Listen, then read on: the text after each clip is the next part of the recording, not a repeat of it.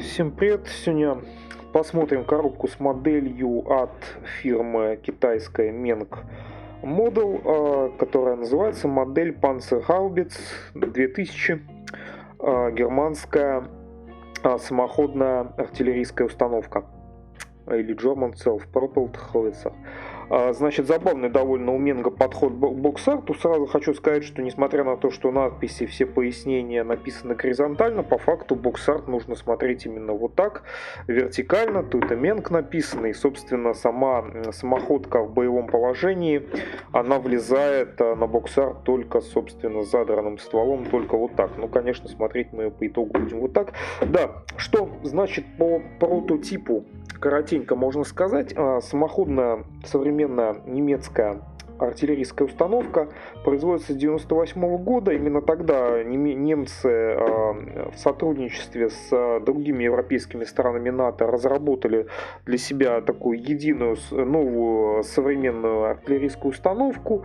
Производилась она немецким концерном Krauss Maffei Weng. Соответственно, с 1998 года внедрены были технические решения, я так понимаю, по ходовой во многом она, ну если не унифицирована, то во многом заимствована ходовая от немецких танков Leopard-2, соответственно, так как эта ходовая признана удачной. Ну и, в принципе, машина очень современная, напичкана современными на тот момент, да и на секущий момент технологиями, собственно, сделана по технологии отдельной поворачивающейся башни, ствол 155 мм калибр и, если не ошибаюсь, 52 калибр длина ствола, то есть очень длинный ствол. Раньше в основном в НАТО использовались более короткие 39 калибров стволы.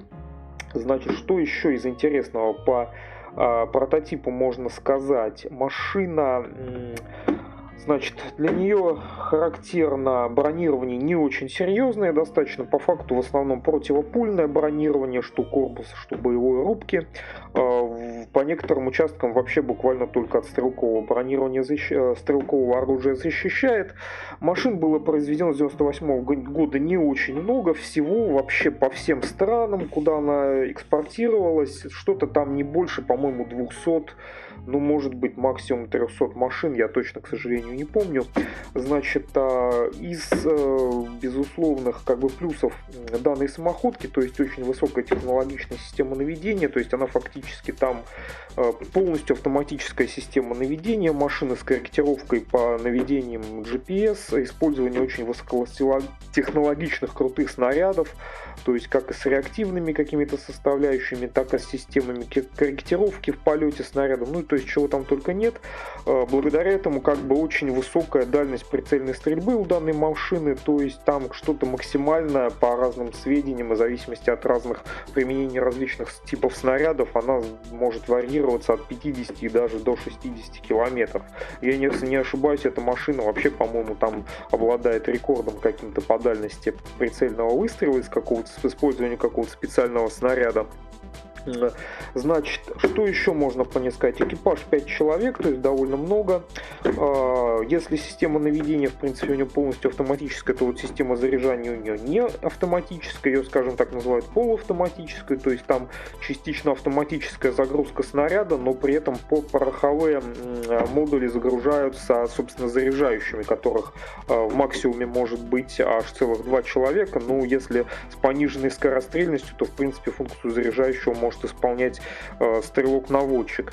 Значит, что? В реальных военных конфликтах машина применялась, наверное, в двух. Это в афганском военном конфликте, где использовалась с контингентами стран НАТО, и, значит, в украинском конфликте, в принципе, на текущий момент записи данного ролика она активно участвует. Понятно, на какой стороне. Собственно, что еще по данной машине можно сказать? Да, бронирование у нее довольно слабое, но при этом, собственно, почему такая концепция выбрана? Потому что в основном предполагается ее тактическое использование по схеме выстрелил, убежал. То есть предполагается небольшое количество выстрелов очень высокоточными снарядами, после этого самоходка должна по бездорожью там быстро, скажем так, сменить место своей дислокации. Ну, также у самоходки возможна установка дополнительного бронирования, вроде как заявлено заявлено активного бронирования, возможно, навесные какие-то панели, но по факту я знаю, что вроде по информации только стальные были опыты в афганском конфликте, установка дополнительного бронирования. Об этом, кстати, скажем, когда про модель будем говорить. Ну, еще есть якобы защита от оружия массового поражения. Ну, наверное, это все, что можно сказать про саму машину. То есть давайте про модель. То есть фирма Менг, я не помню, по-моему, у меня даже еще не было ни одного обзора фирмы Менг. Фирма Менг это из-за разряда, ну, как я их называю, таких топовых или новых китайцев. То есть Менг, Райфилд в каком-то приближении Таком, там еще кто-то. То есть это достаточно новые, ну, происхождение где-то 2010-х годов китайские фирмы, которые сразу так бы задали тон, такой новую планку по новым технологиям производства стендовых моделей в 35-м и других масштабах. То есть Менг, он долгое время, в принципе, считался таким достаточно премиумным брендом, и цены на него, кстати, были в основном довольно дорогие, потом как-то стал немножко подоступнее в целом, и старые модели стали дешеветь. Ну, в частности, вот эта модель, она года производства 2014-го, то есть, в принципе, уже довольно старая, ну, как сказать, не очень старая по сравнению с тем, что можно на модельном рынке найти, но, в принципе, ей уже 10 лет. В линейке Panzergaubitz 2000 у них две модели, есть еще модель на Афганистан с дополнительным как раз навесным стальным бронированием. Но мне вот это как-то больше, наверное, интересно. Значит, что из интересного по коробке? Менг обычно вот так вот все коробки свои оформляет, правда, вертикальный боксарт у них не то чтобы часто встречается, иногда написано, значит, масштаб. Тут это какая-то менговская, кстати, забавная фишка, серия Тиранозавр, артикул, кстати говоря, TS012, тоже характерная для Менга артикулы.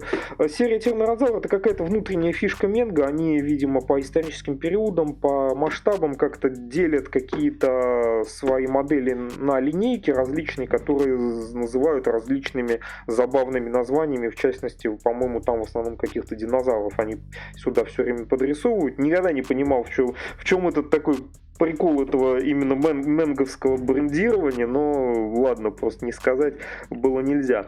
Написано, помимо того, всякие фишки данного модельного кита. Написано, что он не для детей, ну, скажем так, старше 14 лет.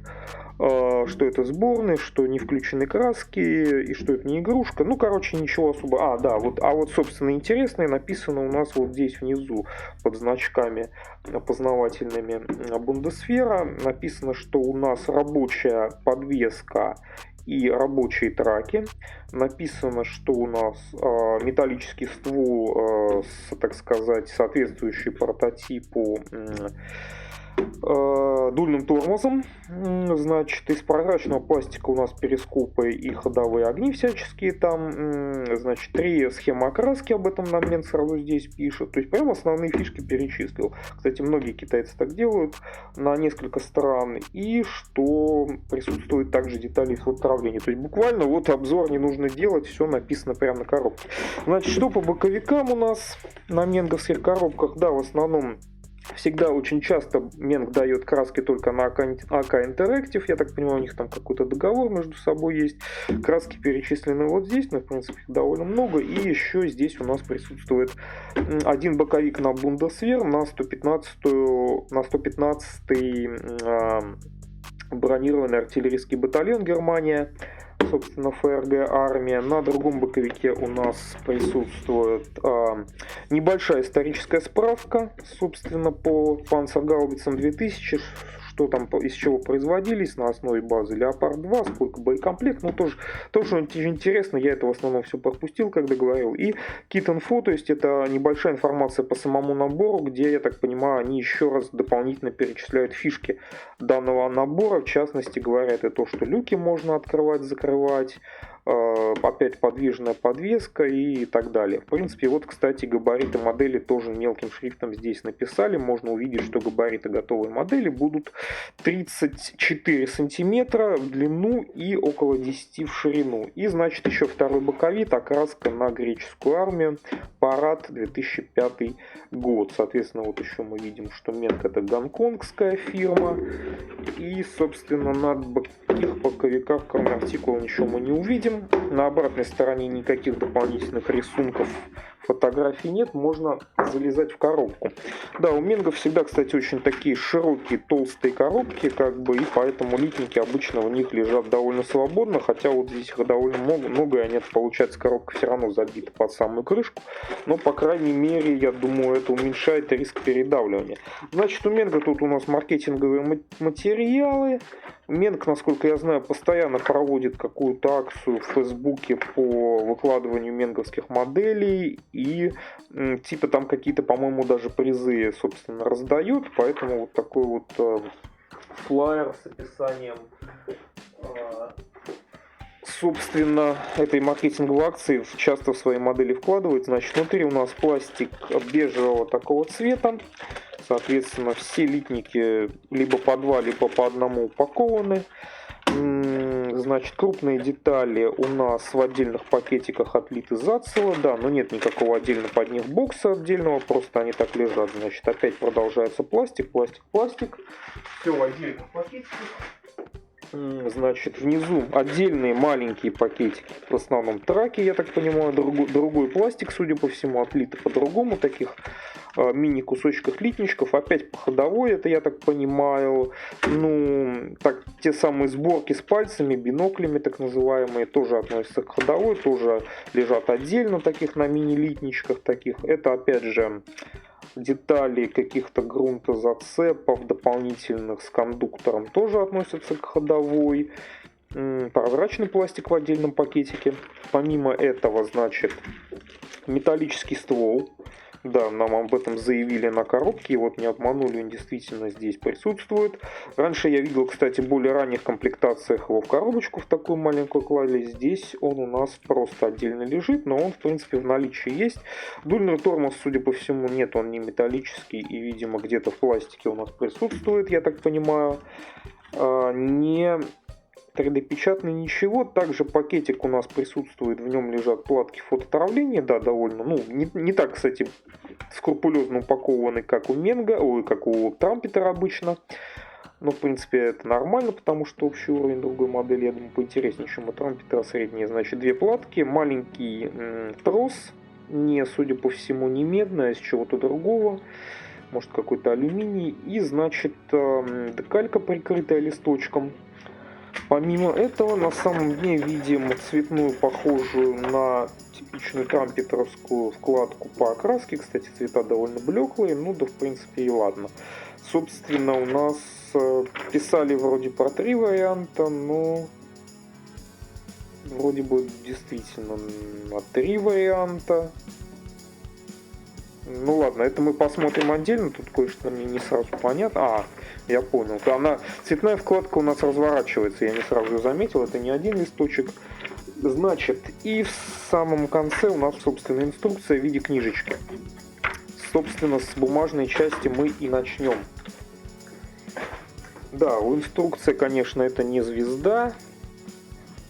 Тут у нас книжечка, тут не жалели, в принципе, не жалели бумагу, не жалели чернила. В этом плане, конечно, Менг у звезды уж точно выигрывает. Да, у многих других производителей, наверное, точно. Да, не такомовская, конечно, глянцевая бумажка, но на самом деле, скорее всего, не глянцевая инструкция. Она даже, в принципе, не такая дорогая, не такое ощущение премиумности, но чисто читать ее, скорее всего, наверное, будет даже удобнее. Значит, что у нас? Тут опять боксарт, название. Разворачиваем, идет типичная для инструкции Менго, я так понимаю, большая историческая справка, прям реально большая, то есть это, я так понимаю, тут больше, чем в Википедии, скорее всего, информации. И да, Менг один из немногих производителей, кто уважает, собственно, российский рынок и полностью переводит эту справку на русский язык. Соответственно, тут прям можно, я так понимаю, довольно много чего узнать. Но это редкий достаточно подход. Большинство производителей из разных стран, они вообще, собственно, забивают на любую историческую справку, либо отделываются двумя предложениями. Дальше, значит, маркетинговая информация по линейкам инструментов от Менг, по пиктограммкам, кстати, ну, тут что-то описано, видимо, но я пока не вижу, да, видимо. И у нас, собственно, начинается инструкция, где тоже довольно, в принципе, по-менговски приятно. Мы видим сразу, что есть у нас, ну, я так понимаю, тут целых, наверное, 5 перечислены вариантов сборки, то есть, видимо, 3 варианта для одного типа окраски, подозреваю, что немецкого. Ну, тут, кстати, очень меленьким шрифтом, тут на самом деле даже по-русски написано, что тут 5 варианты, да, 5 варианты. Ну, как бы видим, что да, русский язык у Менга как бы присутствует, но качество этого русского языка, судя по всему, не всегда будет гладким. 5 вариантов окраски, как приказано пересборке, выберите вариант. Для информации указана в схеме окраски. Ну, остальное все понятно. То есть у нас 5 вариантов, и судя по всему, по ходу инструкции, вот буквами у нас будет обозначено, для какого именно варианта мы что собираем. То есть целых 5. Но я так понимаю, 3, наверное, немецких. Скорее всего, там еще какой-то у нас... Собственно, да, без взгляда в инструкцию это тяжело сказать. То есть D и E это у нас варианты на нидерландскую армию, да, они довольно активно использовали эти самоходки, и на греческую армию, соответственно. А, видимо, все остальные 3 это, скорее всего, различные варианты на Бундесвер, на немецкую армию, немецкие вооруженные силы. Ну ладно, значит что, по одному идут шаги сборки, то есть деталей на каждом шаге довольно-таки немного, то есть, в принципе, запутаться, наверное, будет тяжело. Соответственно, сначала катки, звездочки, видно, что сразу нам рисуют, то есть, в принципе, похоже немножко на практику звезды. Какие-то места уже подкрашивать нам и краску обозначивают, какой подкрашивать. То есть, например, бандажи на катках. Соответственно, да, вот что я еще сразу, кстати, не заметил. И, кстати, не совсем уверен, что... Ну ладно, мы это посмотрим. По логике вещей в комплектации, кстати, это, возможно, в инструкции видно, должны быть еще силиконовые шайбы, да, не обозначены, но, скорее всего, в каком-то из пакетиков они есть, я просто их не увидел. Соответственно, шайбы используются тоже в этом наборе, соответственно, никаких, по идее, не будет проблем с сниманием, надеванием звездочек, катков, там где-то, возможно, нужно будет для окраски. То, что в целом комплектация богатая, в принципе, и как бы я уже не сказал, что данный набор можно по достаточно приемлемым ценам найти. Для такого уровня комплектации достаточно, скажем так, невысоким. Ну и модель, правда, не супер новая, поэтому, наверное, это можно объяснить. Значит, опять сборка ходовой. Видно, что ванна отдельная деталь. Тут, собственно, у нас детали установки поддерживающих катков. Да. Кое-что, видим, нужно нам посверливать. Вот пишет об этом Менг.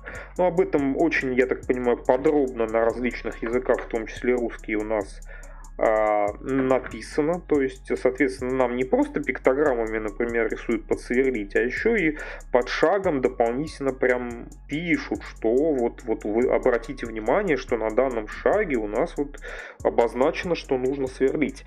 Ну, то есть, так довольно прикольно. Значит, дополнительная амортизация, я так понимаю, для торсионов, не для торсионов, для... Слушай, все время у меня вылетает это слово из головы, как же все время странно, почему-то постоянно вылетает из головы торсионы, понятно, а ладно, потом вспомню, короче. Амортизация по ходовой, детали по ходовой, вот, собственно, видно, что устанавливается, видно, что у нас подразумевается, что... Ну, кстати, да, этапы тоже, кстати, подписаны, это вот приятная тема, такой трампетер частенько делает, но не всегда прям уж скрупулезно. Вот Менг это тоже делает, он называет, так сказать, понятным языком каждый этап сборки, и можно понять, например, что вот это вот торсион, да. Соответственно, ну, видно, что, кстати, ну, не видно прям уж совсем, я не совсем вижу, чтобы тут как-то нам говорили о том, что, например, торсионы не надо вклеивать, хотя по логике у нас подвижная ходовая. Я не вижу именно какого-то конкретного вот такого скрупулезного упоминания, что вот, например, торсионы нам где-то нужно что-то приклеить, как обычно это бывает вот в этой части, да, по торсионам, а здесь, например, не приклеивать. Тут как будто бы все нарисовано, что мы просто как бы вставляем и как бы типа что-то вроде должны приклеить. Но это ладно, это, видимо, разберемся по ходу сборки. Собственно, торсионы, потом, собственно, сразу нам предлагают собранные катки надеть, поддерживающие основные ходовые, ленивец, звездочка, значит, все, говорю, да, все детали, все мини-узлы названы, в том числе и по-русски, и направляющее колесо, там и опорный каток, и ведущее колесо. Соответственно, ну, ведущее колесо Ну это ведущую звездочку. Ну да, за, так сказать, правильность, конечно, скажем, название можно не всегда тут, собственно, быть согласным. Ну да ладно, хотя бы как-то назвали. Значит, и сразу мы переходим после ходовки к... Видно, кстати, обозначены опциональные части какие-то. То есть, вот, например, крючья буксировочные у нас могут быть разных видов, соответственно. Хотя это у нас не относится, я так понимаю, к вариациям по сборке. Это именно опции, которые, в принципе, просто идут отдельно. А вот зато на шестом шаге вот уже четко видно, что появляются указания тех самых вариантов. То есть что-то делается для варианта D, то есть для, если не ошибаюсь, нидерландской гаубицы, что-то делается для всех остальных вариантов. То есть какие-то тут элементы по кормовой броневой лист, соответственно, ну тут уже и фототравление сгибаемое появляется, этот самый знак опознавательный для движения в конвое, характерный именно для немецкой техники, которая на корме у нас присутствует. Ну и там еще какие-то элементы, в принципе, даже что-то у нас тут надо заполнить. Что у нас надо заполнить, не совсем понимаю. Где... то есть, видимо, кое-что, кое-какие вещи для некоторых вариантов самоходки нужно, видимо, нам как бы предлагают даже зашпаклевать.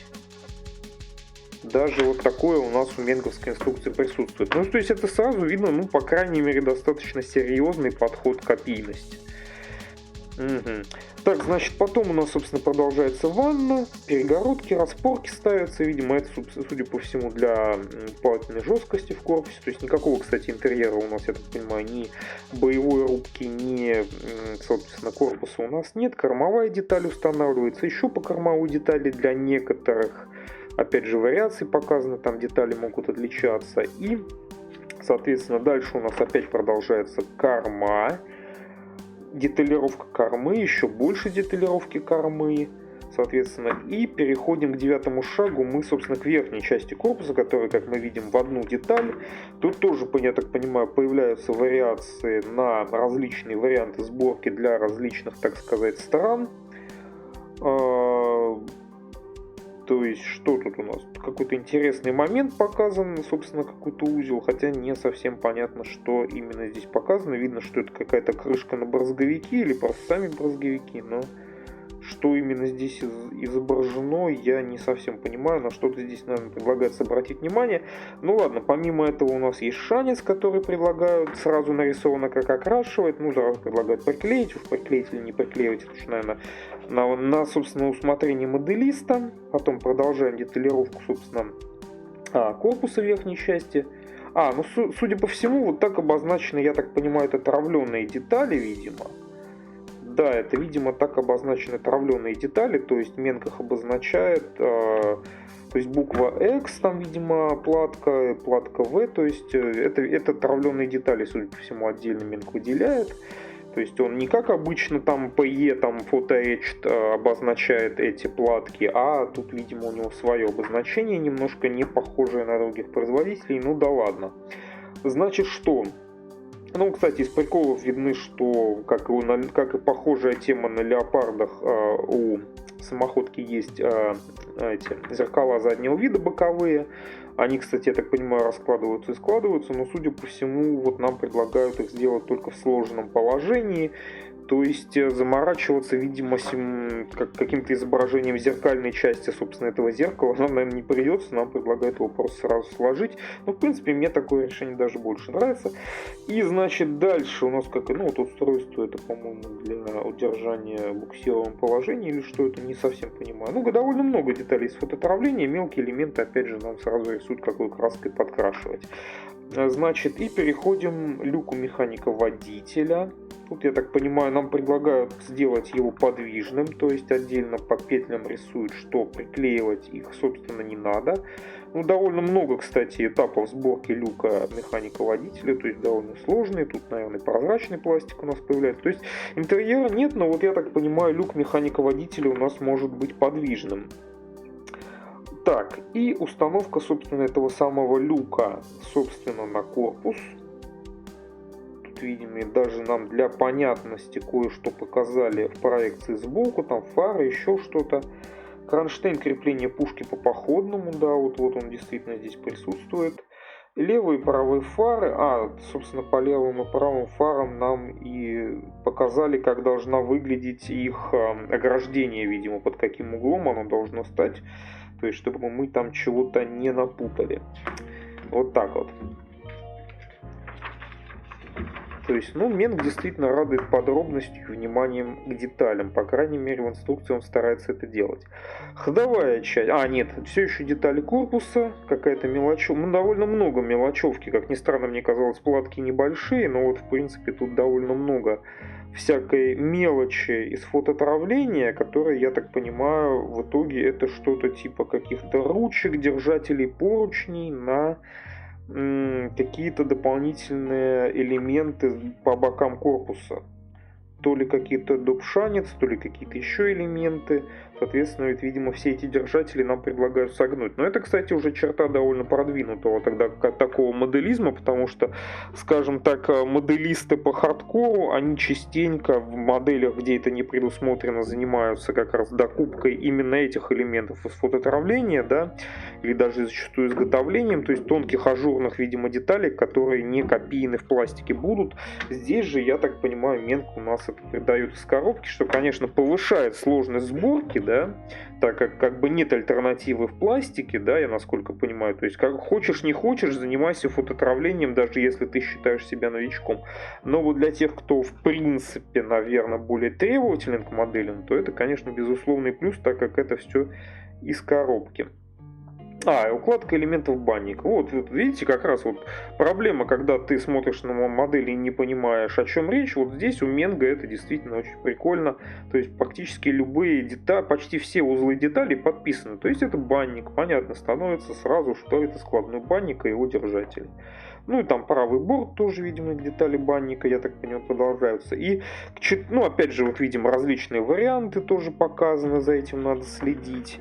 Соответственно, и сборка гусеницы 14 шаг. Вот у нас возвращаемся мы к ходовой, к сборке гусеницы. Соответственно, нам написано, как, собственно, собирать эту самую рабочую гусеницу. То есть у нас используется специальный кондуктор, у нас вот эти самые, условно, пальцы, совмещенные с биноклями, сделаны, не вклеиваются это все намертво, да, остается подвижным, если аккуратно все это с этим работать.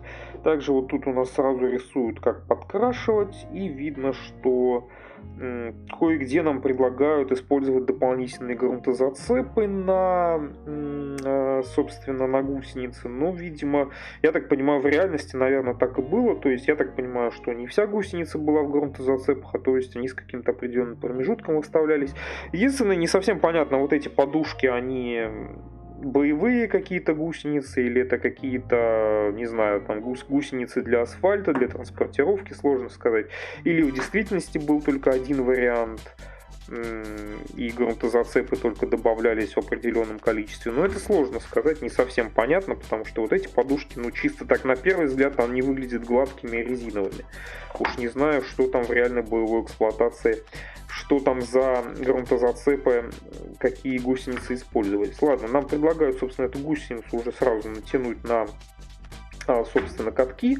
И здесь произойдет у нас, собственно, совмещение верхней и нижней половины корпуса. Так как я говорил, что вроде как у нас гусеница, да и подвеска вроде как называется рабочей, то, в принципе, ничего в данном случае нам, наверное, не мешает даже все это плюс-минус склеить, оставив просто, возможность для размыкания финальной части гусеницы, чтобы это все как-то можно было сомкнуть, разомкнуть для покраски.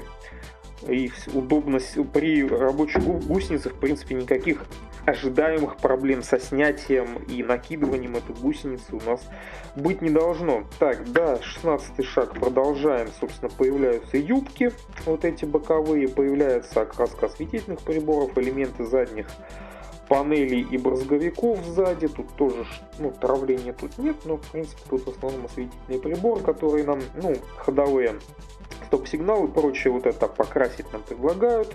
А потом у нас начинается шаг задней части левого борта. Ну это как бы подсборки, которые вот здесь у нас расшифрованы. То есть тут на самом деле не одна деталь, в принципе несколько деталек. Ну, с фотоуправлением тут ничего не используется. Ну, кстати, не такая уж обширная инструкция на самом деле. 17-й шаг трос, который тоже есть в комплекте. По серьгам видно, что серьги у нас используются для троса с выемкой, то есть не с отверстием, то есть, соответственно, скорее всего, отлиты без многоразъемности. Опять же, много вариаций по длине троса, то есть для каких-то вариаций он немножко длиннее, но, судя по всему, покрывает нам из коробочный трос. Ну, собственно, да, вот два варианта, соответственно, вот в немецких и нидерландских вариантах он укладывается просто здесь, а, например, в греческом они его решили немножко по-другому уложить. Ну и, собственно, к 18-му шагу, судя по всему, мы переходим к боевой рубке, к орудию и так далее. Соответственно, начинается, я так понимаю, со сборки ствола орудия механизма. Подъемный вот этот механизм использует тот самый металлический ствол у нас, тут все элементы, кожухи, ну кое-какие видно, что отлиты не в одну деталь, соответственно где-то будет виден шов. Виден, что вот у нас, собственно, дульный тормоз орудия есть как деталь для, собственно, открытого дульного тормоза, так и, собственно, деталь, видимо, чехла, надетого на дульный тормоз, то есть, видимо, какой-то транспортировочный вариант. Тут появляются тоже детали из фототравления, дымовые гранатометы, которые расставлены довольно интересно прям вокруг, скажем так, ну если это можно назвать маской орудия, да, ну в принципе довольно прикольно, как подкрашивать, опять же написано. Появляется верхняя часть, собственно, башни вот этой боевой рубки, кое-какие элементы у нас тут, видимо, поворотный элемент для пулемета, я так понимаю, тут эластичная втулка появляется, видимо, для сохранения возможности его вращать. Кое-какие элементы, судя по всему, прозрачного пластика, где там что-то там перископа, приборы наблюдения будут видны. И вот следующим этапом, собственно, вот этот собранный механизм подъемного механизма орудия. Ну, как видно, да, никакого интерьера нет, то есть в том числе никакой казенной части орудия, ничего там не изображено, то есть все полностью как бы это будет закрыто. Вот эта вся маска огромная, большая, вместе со стволом устанавливается, собственно, на верхнюю часть башни. Появляются, значит, к 20-му шагу у нас тут дополнительные панели подбоя, какие-то бронировки, еще какие-то элементы, то есть по мелочевке показано что-то в проекциях, то есть кое-где нам что-то нужно, судя по всему, будет не совсем понятно, кстати, вот здесь не пояснил Менг, что это обозначает, то ли срезать какие-то элементы дополнительные придется, то ли что-то такое для большей части вариантов. Ну да ладно, это разберемся по ходу. Опять же продолжаются детали башни, что-то нам тут придется опять срезать, видимо, какие-то дополнительные клепки, не клепки, я уж не знаю. Люки появляются, ну, я смотрю, что здесь вроде как по большой части верхних люков у нас, ну, вроде как оставляют возможность открывать их, потому что рисуют не приклеивать, то есть, наверное, теоретически возможность открывать люки все-таки будет. Вот эти, собственно, которые относятся к боевой рубке. Ну, наверное, так. Опять же, да, различные варианты. Тут выводы антенны, я так понимаю. Антенные выводы есть, но, собственно, по самим антеннам, я не знаю, по их изготовлению ничего не написано. Нужно их изготавливать, не нужно. Соответственно, интересно, кстати, даже стало. Быстренько глянул на боксарт. На боксарте есть обе антенны, но, кстати, вот почему-то, несмотря на скрупулезность, некоторые производители конкретно вот антенные выводы заостряют внимание, но вот про то, чтобы делать сами антенны, почему-то, ну, ничего не говорят. Появляется у нас такая какая-то некая, кстати, даже интересно, детали башни. Но не пишут, что нам это за корзинка. Это вот некоторая вот здесь корзинка. Я, кстати, не знаю, для чего она здесь нужна. То есть довольно интересный элемент, но что он именно... Какую написано просто корзина, то есть просто типа для хранения чего-либо. Но это, кстати, довольно забавная практика хранить что-либо на лобовой детали боевой рубки. Ну, наверное, может быть, действительно там нужно.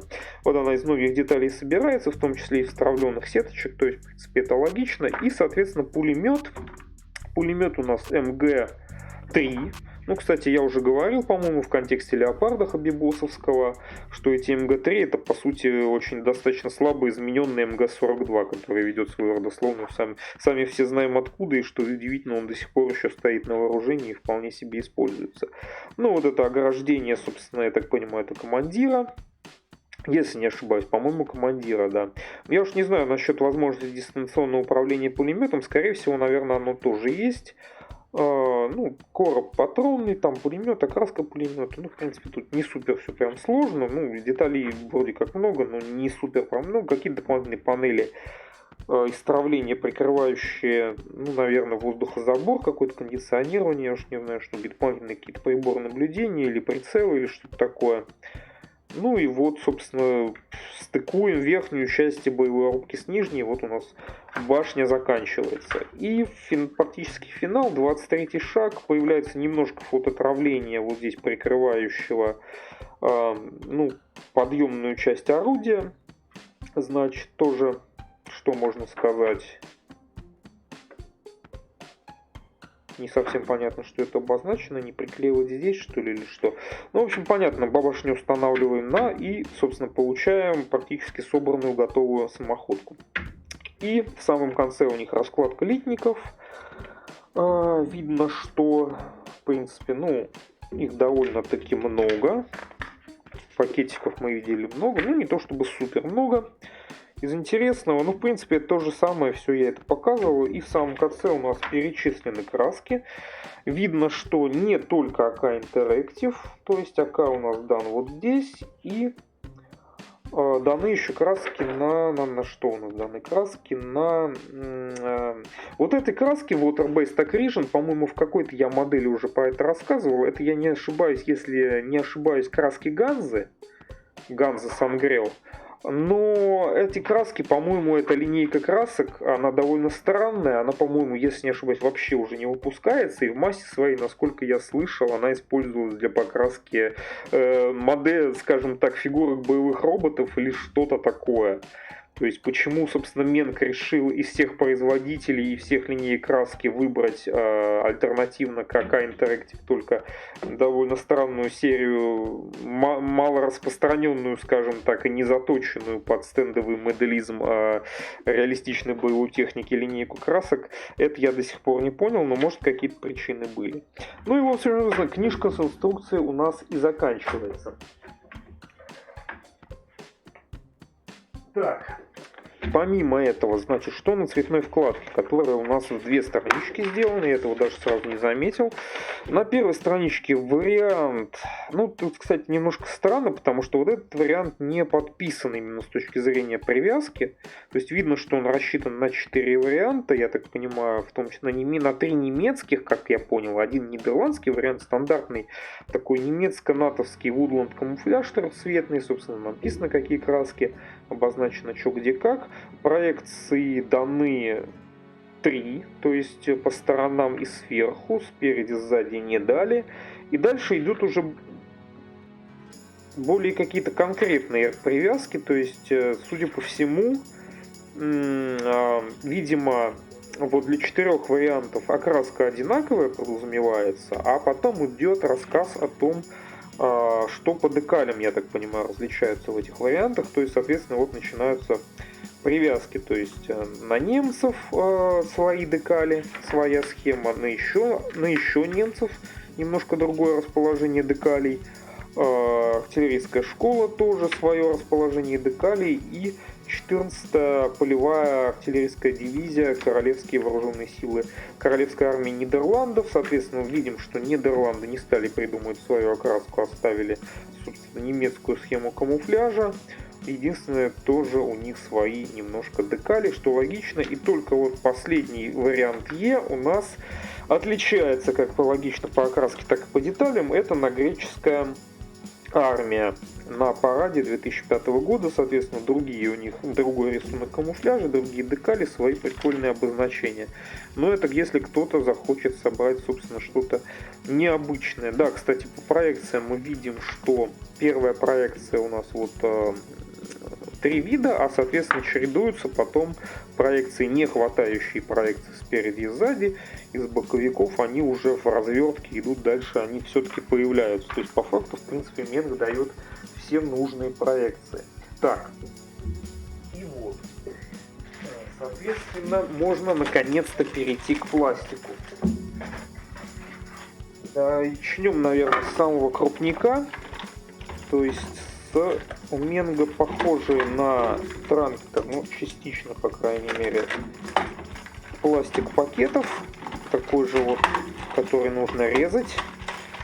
Значит, в один пакетик у нас упаковали верхнюю часть корпуса, такие жирнючие такие вот эти вот элементы технологически отлиты, прям не жалели пластик.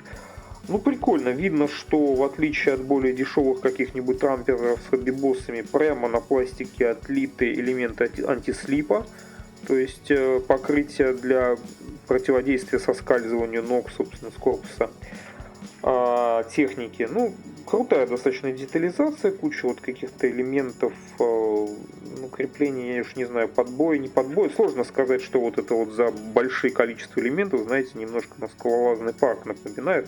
То есть это не выглядит как какая-то, знаете, клепка или винты, но сложно сказать, что они имели в виду. Может быть, это тоже элементы, чтобы не соскальзывали танкисты. Ну, вообще видно, что довольно аджурное такое литье, то есть никаких огрехов не видно и много мелкой деталировки даже на такой крупной детали. Помимо антислипа еще, в принципе, прикольно выглядит. Интерьерно ничего нет, что и понятно. Значит, помимо этого, вот здесь у нас сами лежали те полимерные, собственно, шайбы, как большая для орудия, так и для ходовой части. Никто не обманул, они действительно на месте есть. И внизу у нас присутствует, собственно, ванна корпуса. Ну, деталировка днища практически отсутствует, ничего здесь нет. Видимо, китайцы не заглядывали, собственно, под днище, не знают, что там происходит. Ну, по бокам тоже, в принципе, достаточно стандартная деталировка, не то чтобы она прям сильно как-то будет видна. Элементы видны под, скажем так, рабочую ходовую, то есть торсионы, вот вставляются у нас вот эти отверстия. И, соответственно, вот в эти элементы, по идее, они должны, если мы хотим сохранить рабочую подвеску, вот здесь заклеивается торсион, а здесь, по идее, торсион заклеиваться не должен. И мы должны сохранить рабочую подвеску, если она, в принципе, нам нужна. Так. Ну, кстати, рабочая подвеска тоже, на самом деле, такое палка о двух концах, потому что есть, в принципе, информация о том, что с рабочей подвеской модели, которые долго, скажем так, стоят, то эта самая подвеска, собственно, пластик у них может начать просто проседать от времени, поэтому тоже насчет вообще нужна ли эта рабочая подвеска в стендовой модели, в принципе, вопрос такой. Возможно, захочется сохранить только частично, если уж нужно для диорам, там, знаете, показывать работу этой подвески. А если просто так будет стоять на полочке, то, может быть, эта рабочая подвеска, собственно, и нафиг не нужна. Так, помимо этого, крупные детали, значит, соответственно, боевая рубка. Верхняя часть у нас только дана отдельно здесь, в этом пакете. Кстати, у них интересно, они не запаивают пакеты, а по ходу их, собственно, заклепывают на обычные степлерные скрепки. Необычная технология. Соответственно, вот. Ну, в принципе, похожая деталировка. Тоже вот куча креплений этого подбоя. Не знаю, что там адгерционного или просто антислипа, или для чего это нужно. Куча антислипа, судя по всему, тоже. Он уже отлит прямо на детали. Это, конечно, выгодно, Менг отличает. Ну, вот эти вот люки, в принципе, отлиты в одну деталь с моделью. Ну, видно, что да, Менг отливает все, в отличие от, например, каких-то моделей М100С или коалиции звезды или еще каких-то, то крупные детали Менг отливает в одну. То есть тут, в принципе, сборка максимально, скажем так, сократится. Ну вот, собственно, ничего интерьерного нет. Такие вот крупные детальки. Пойдем по более мелким. Значит, опять та же самая. Кстати, возможно, действительно, я зря режу пакеты. Возможно, у нас тут как-то можно с ними... Да, кстати, действительно, можно пакеты абсолютно не резать. У Менга буквально сорвать эти самые скобочки. Но я, кстати, надеюсь, Не, ну судя по всему нет, это пакеты вроде как новые, да, насколько я понимаю, скобки, они все-таки идут от Менго. Это не кто-то мою модель уже вскрывал и потом обратно, потому что если бы, наверное, вскрывал, то было бы видно, что порван запаянный ранее пакет, но нет, это именно сам Менг, судя по всему, на скрепке сажает эти пакеты. Ну, кстати, довольно прикольная схема. Что у нас здесь? Значит, нижняя часть, собственно, башни боевой рубки такая массивная, вот это вот кольцо гигантское, да, еще стоит. Элементы боковых юбок также здесь, да, даны. И всяческая мелочевка, в основном из интересного половина. Нет, не половина, то есть мы видим, активно используется Менгом многоразъемной формы. То есть смотрите, как тут интересно. То есть полностью вот этот сложный большой дульный тормоз, который я опасался, что он будет в две детали, так как он отдельно от металлического ствола дан, он полностью многоразъемности отлит в одну деталь. То есть, ну, как бы вот те самые премиумные китайцы, о которых я, собственно, говорил. И соседняя деталь, которая его заменяет, это, собственно, кожух брезентовый, судя по всему, для транспортировки. Тоже, и он тоже отлит в одну деталь, и тоже у него есть полость для стыковки, собственно, с металлическим стволом. То есть, тоже все прикольно сделано. Тут, собственно, вот за что, собственно, многие люди ценят Менг. Значит, что? Ну и всяческая мелочевка, ограждения ажурные, тут какие-то дополнительные детали, вот тех самых зеркал и так далее, которые, в принципе, вот единственный у нас не дали вариант на разложенные зеркала, как-то Менг решил как-то эту тему обойти, хотя, наверное, теоретически, может быть, можно их сделать, если у нас в транспортном положении, например, какая-то самоходка, да, то есть с закрытым кожухом орудия, например, теоретически могли бы дать, наверное, бы и зеркальную пленочку сюда, но как бы нет, делать этого не стали. Ну вот такой вот литник, где как бы сразу величие технологии Менга, да, немножко дает о себе знать, а это, между прочим, 2014, собственно, год. То есть это уже как бы и даже и не современность. Так, еще крупные детали. Да, вот в принципе ножик можно, как оказалось, отложить. У нас тут он и не нужен. Конечно, это не токомовские пакеты, которые можно потом обратно заклеить, да, и, ну, в принципе, тоже вариант интересный. Крупные детали, значит, подъемный механизм орудия, частично, собственно, не весь ствол у нас исполнен в металле, то есть та часть, которая ближе к маске, вот эти кожухи, тут там частично тканево-брезентовые, тут вот эти части сделаны в две детали. То есть тут нам не смог Менг порадовать нас многоразъемностью, то есть это придется склеивать из двух половин, несмотря на то, что, конечно, они находятся, скажем так, уже не настолько на виду, как ствол, но все-таки это будут две детали с возможным видимым стволом. То есть, собственно, вот. Величие, так сказать, закончилось, да. Ну, вот это массивные механизмы подъемные, соответственно, пулемет мы видим также, кстати, да, тут тоже величие немножко нас покинуло, несмотря на то, что какой-то небольшой элемент многоразъемности, судя по всему, для отливки верхней части ствола не ствола, а просто МГ-3 использовалось, но тем не менее для, собственно, отверстия в стволе ничего такого использовано не было, поэтому его придется, скорее всего, просверливать самим. Ну и какие-то дополнительные панельки. Это все касается в основном башни, боевой рубки, вот этой ограждения люков.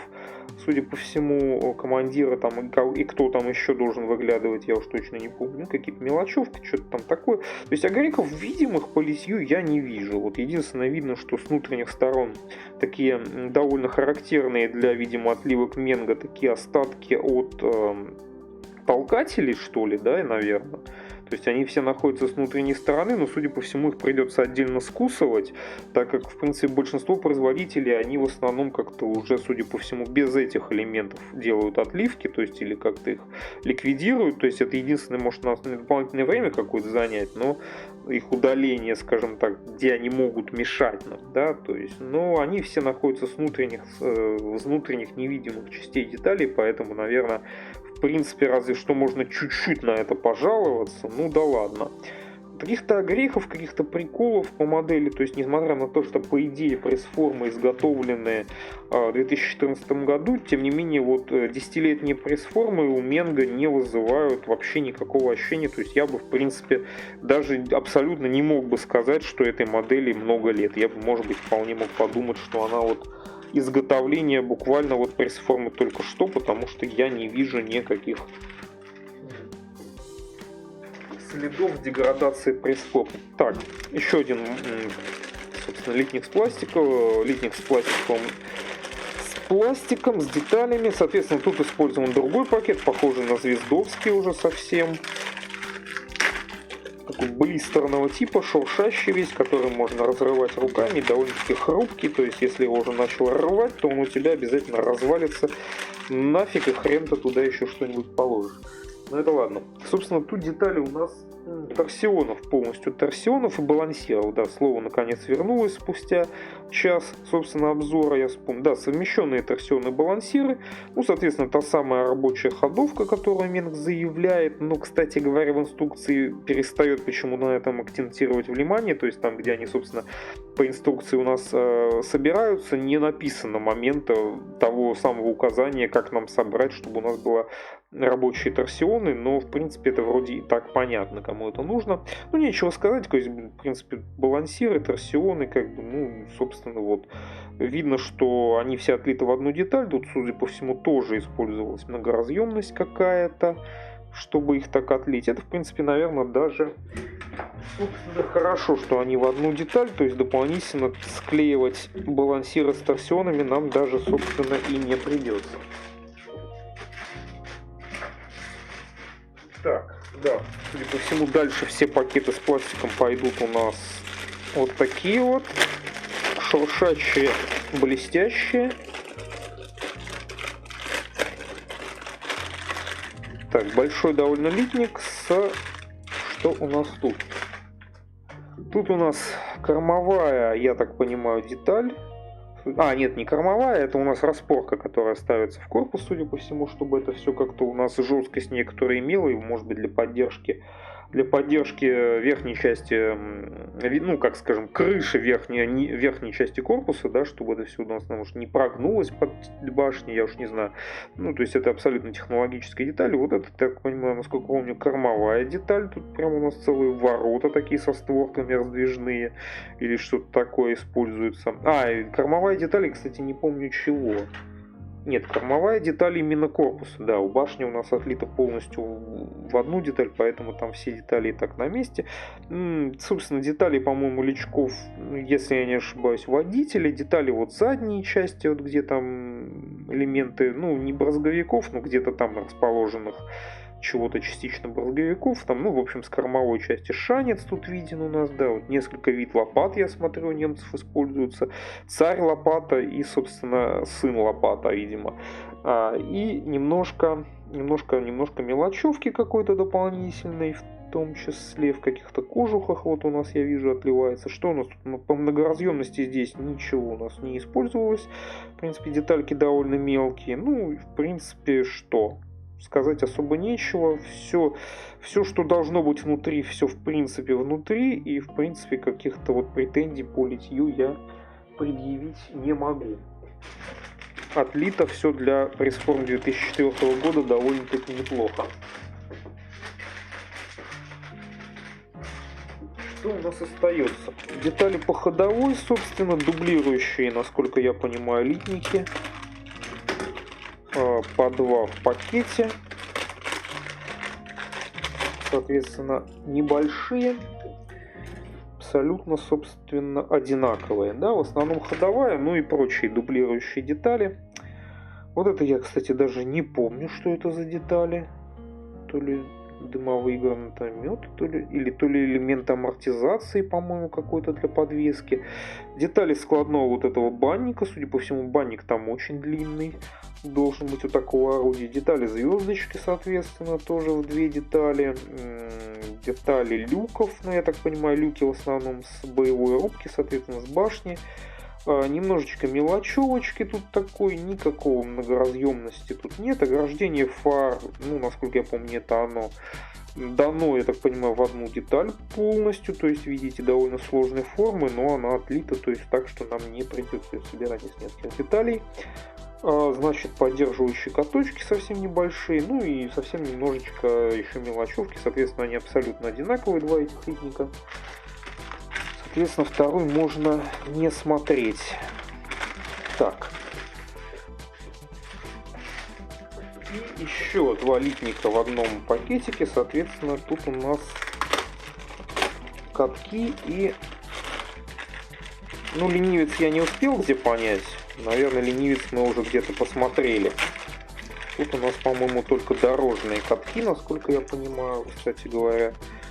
Несмотря на то, что машина довольно большая, кажется, что литничков катками-то всего немного. Ну да, это уже у нас не какие-нибудь тигры с шахматками. Тут у нас все леопардовская ходовая в массе своей, я так понимаю. Тут все лаконичнее. Значит, соответственно, ну, из двух деталей вот, ну да, ленивцы тут все-таки присутствуют.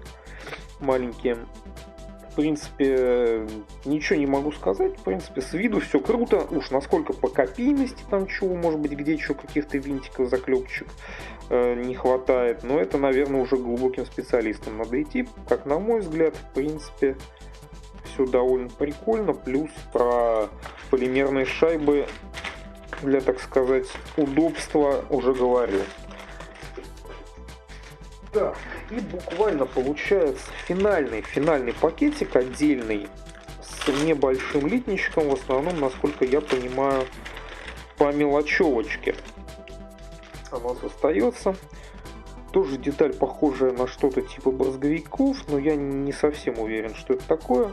Ну, кстати, литник, да, по-моему, если я ничего не путаю, сейчас сверюсь с инструкцией. Нет, кстати, не совсем я понимаю. Сейчас скажу, почему, собственно, что я не понимаю. Вот тут присутствует пулемет FN, если я ничего не путаю. Хотя ни в одном из вариантов окраски вроде бы этот пулемет у нас не использовался. Может быть, это какой-то литник унификации со второй модификацией этой, собственно, самоходки, потому что не очень понятно, то есть откуда этот пулемет.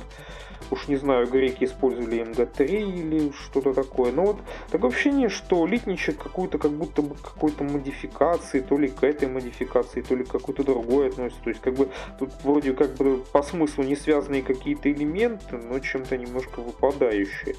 Я вот откровенно не помню, откуда все вот эти мелочевки, какие-то вот эти решетка, куда она шла, пулемет, зачем здесь, откуда, что это.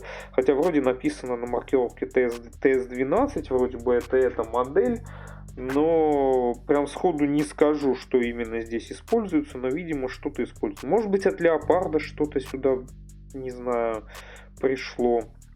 Вот такой вот литничек, тоже без каких-то особых интересностей и приколов.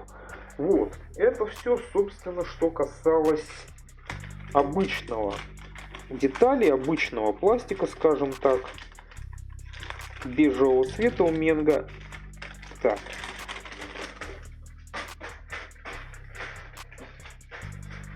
Но это вовсе не все, что вообще есть по пластику. Значит, по пластику у нас много ходовой в отдельных пакетиках. То есть частая такая технология китайских производителей. Отливают, видимо, из другого пластика на отдельных каких-то технологических оснастках. Поэтому выглядит это все немножко отлично от базового пластика. Собственно, можно сначала глянуть все-таки, что у нас под сборочки. Соответственно, под сборочки траков. Вот так вот, по 4 трака на одном скусанном мини, скажем так, литничке. Вот так это выглядит. В принципе, это все в сочетании потом должно дать довольно, кстати, интересной формы. Я сейчас заметил трак, то есть те самые подушки, они как будто бы... Сейчас я даже не совсем понимаю. То ли это... То есть те самые подушки траков, они как будто под каким-то небольшим углом, видите, расположены. То есть они не прямые, а как будто немножко изогнуты, да, то есть это, судя по всему, ну, я так понимаю, наверное, копийно сделано, потому что, ну, иначе зачем так извращаться? Это довольно необычно, я не знал, что у гусениц Panzergaubitz есть такая особенность, но, видимо, она все-таки есть. Я вот не знаю, возможно, она и на леопардах есть, я просто не в курсе. Единственная модель леопарда, которую я видел, это была хоббибоссовская модель, и веры ей особо нет. Может быть, это и общая с ними часть, но может быть и какой-то прикол характерный именно для Panzerгаубицы. Ну, вот второй пакетик тоже набитый так вот плотненько. Там абсолютно те же детальки. Я думаю, смотреть на них смысла нет. Ну, единственное, может быть, по толкателям как-то не сказал. Что у нас? Толкатели у нас на внутренней части. Ну, то есть это, как вы понимаете, две половины тех самых траков, то есть они как бы друг на друга кладутся и запирают в себе элемент, ну, пальца вот этого. Соответственно, вот толкатели, они внутри, соответственно, они, по идее, должны закрыться, и ничего этого не должно быть видно. Ну, разве что на сборку потратим больше времени, но зато в награду получим полностью, скажем так, рабочую ходовую. Вот пакетик есть, собственно, с всеми самыми элементами пальцев и биноклей. Полностью тоже отдельно он из таких мини, скажем так, литничков это все отлито. Ну, судя по всему, какой-то, наверное, более крепкий пластик использован, я так понимаю. Может быть, может какой-то более резинистый он такой вот на изгиб, что ли, поработал. Довольно ажурные детальки, вот так это выглядит. То есть, соответственно, это будет у нас, вот сейчас даже попробую показать, вот, собственно, детали траков. И вот так вот сюда у нас будет вкладываться элемент, ну, вот эти пальцы бинокли, и запрессовываться сверху, собственно, второй детали трака. И таким образом у нас теоретически, если мы нигде не напортачим при склеивании, у нас будет рабочая, собственно, ходовая. Вот такими вот детальками набит, собственно, весь пакетик. И еще у нас есть пакетик из того же пластика по ходовой. Такой вот небольшой отдельный пакетик, где у нас отлит кондуктор для сборки, кстати говоря, этих траков, что, в принципе, наверное, должно нам помочь, потому что все-таки сборка кропотливая такая будет. Не то чтобы, наверное, сложная, но долгая скорее. Вот этот самый кондуктор, куда мы их будем укладывать для более простого склеивания. И элементы, которые у нас шли как опциональные, я так понимаю. Это элементы траки, половины траков с дополнительными грунтозацепами. То есть, я так понимаю, предполагается на некоторые вариации через сколько-то траков дополнительно их ставить, видимо, для улучшения, собственно, ходовых качеств. Но прям подробно про это не расскажу, так как насколько сильно матчасть Panzerгаубицы я не знаю. Так, помимо этого, из допов у нас тот самый металлический ствол. Так, ну я думаю, смысла его с пакетика, наверное, доставать нет. Его форма, если брать именно металлическую часть, ну, не сказать, что очень сложная. То есть, вот есть какая-то выемка, что-то там для элемента, видимо, крепления. Вот эта часть уходит сюда, эта часть уходит к дульному тормозу, соответственно. Так, не сфокусируется почему-то. То есть, наверное, тут нет какой-то особой сложной такой фактуры, чтобы на ней можно было останавливаться. Просто единственное хочу сказать, чтобы в модель за потребительскую ее цену вкладывали металлические стволы, бесплатные, скажем так, в цену модели входящие, это на самом деле достаточно большая редкость. То есть за такими модельками, в принципе, стоит поохотиться, потому что при своей там цене, если найти там где-то это условная цена 30 тысяч, это, в принципе, как говорится, ну, если не кража, да, то очень даже неплохое предложение, потому что, ну, детали такого автомаркета, да, они, если их модели нет, и что-то такого рода докупать приходится, это, в принципе, иногда может потянуть, ну, если не наполовину, то на треть стоимости модели иногда. Вот. А тут у нас еще, собственно, есть и тросик, пускай не медный, а какого-то другого сплава. Но, в принципе, тоже он есть. совсем коротенький, но он там был вроде бы длинный и не нужен. Значит, две платки фототравления, я так понимаю, одна в основном на решеточке всякие элементы, и вторая, ну там в основном, я так помню, там какие-то держатели для банника или что-то такое, и какие-то еще мелкие элементы. Не фанатично упаковывают как трампетер, но в принципе оно и ладно. Даже больше нравится, потому что, например, ничего срезать, слава богу, с декалек не пришлось. Вот, собственно, варианты по декалям. Соответственно, 4 варианта, напоминаю, 3 из которых Бундесвер, 1 Нидерланды и, соответственно, 1 на греческую армию. Вот такая вот декалька. И помимо этого, скорее всего, это, в принципе, наверное, и все, сказал бы я, если бы не вспомнил, что есть еще прозрачный пластик. Значит, есть у нас еще прозрачный пластик. Тоже в таких же заклепанных на степлер пакетиках, которые, кстати, не так уже удобно, когда они маленькие, их разрывать не так уж и удобно. Соответственно, небольшой литничек прозрачки. Он есть, никто не обманул, никто не заставляет выкрашивать нас ни глухой пластик, ни пленочки сомнительные. Тут все перископы, осветиловка и даже немножко чего-то больше у нас доступно сразу в хорошем прозрачном пластике. И, собственно, вот такая вот получается у нас модель, по которой я хочу сказать резюме. Как я уже, собственно, говорил, она досталась по достаточно, я считаю, хорошей цене. Это что-то в районе 3000 рублей, может быть, даже меньше. И я считаю, что комплектация модели и, в принципе, скажем так, набор опций, которые она предоставляет для своей цены, то есть как то рабочая ходовая полностью, траки и подвеска, прозрачные детали, фототравление, металлический трос, металлический ствол из комплекта. Сама по себе модель огромная, то есть, в принципе, с качественным использованием многоразъемного литья, то есть, ну и вообще достаточно крутого производителя, скажем так, не побоюсь сказать, наверное, даже премиумного, то, в принципе, модель, по крайней мере, как она смотрится из коробки, очень даже достойная за этот средний ценник, по которому ее, в принципе, сейчас, на момент 2023 года, можно иногда встретить. Ну, если очень повезет.